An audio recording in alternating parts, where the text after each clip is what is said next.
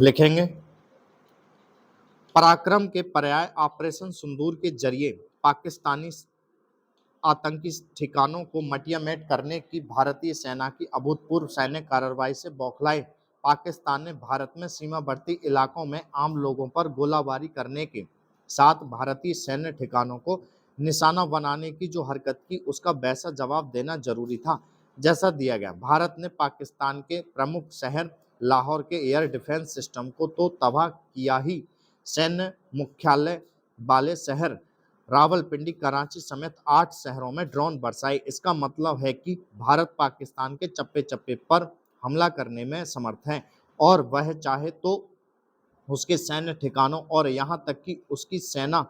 के मुख्यालय पर भी मार कर सकता है। भारत को पाकिस्तान पर ये हमले इसलिए करने पड़े क्योंकि उसने जम्मू कश्मीर पंजाब राजस्थान गुजरात में मिसाइलें दागने की नाकाम कोशिश की। भारतीय सेना ने अपने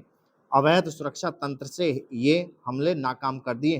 पाकिस्तान ने जिस तरह भारत के सैन्य ठिकानों को निशाना बनाने की कोशिश की उससे यही पता चलता है कि वह सुधरने समझने को तैयार नहीं और टकराव बढ़ाने पर आमादा है। भारत ने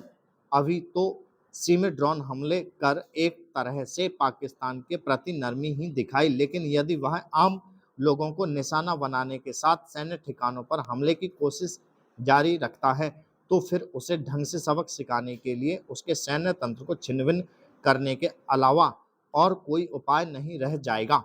भारतीय सेना की ओर से ऑपरेशन सिंदूर के तहत पाकिस्तान को बेबस कर देने और उसके चलते दोनों देशों के बीच सैन्य टकराव थम जाने के बाद भी पाकिस्तानी नेता जिस तरह से की वघार रहे हैं उससे यह प्रश्न उठना स्वाभाविक है कि क्या उनकी ओर पर्दे के पीछे से सत्ता पर काबिज उसके सैन्य प्रमुख की अकल ठिकाने आएगी। यह प्रश्न इसलिए उठता है क्योंकि पाकिस्तान भारत की ओर से नष्ट किए गए अपने आतंकी अड्डों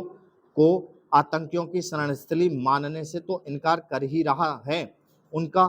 बेशर्मी के साथ बचाव भी कर रहा है। यह बचाव पाकिस्तान के रक्षा मंत्री ख्वाजा आसिफ की ओर से यह कहते हुए किया गया कि हम तो 3 दशकों से आतंकियों को पाल पोस रहे हैं। इसके बाद पाकिस्तानी वायुसेना के वाइस एयर मार्शल ने बड़ी ठिठाई के साथ यह स्वीकारा कि पुलवामा का आतंकी हमला हमारी रणनीतिक चतुराई का उदाहरण था। अभी तक पाकिस्तान पुलवामा हमले से अपना पल्ला झाड़ रहा था, लेकिन अब तो उसके शीर्ष सैन्य अधिकारी ने ही मान लिया कि इस हमले के पीछे वही थे। स्टॉप